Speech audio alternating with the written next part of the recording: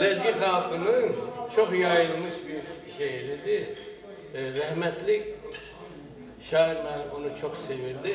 Ruhu şad olsun. Ruhu şad olsun. Bir de ben okuyum. Siz o ritmini tutun. Hansı o ritmi sizde nece geldi? Ritmi tut. Ha. Kalkatuya, kalkatuya, kasavaymış vuşlatuya, malni devlet gana kanda, kasavaymış gana kanda.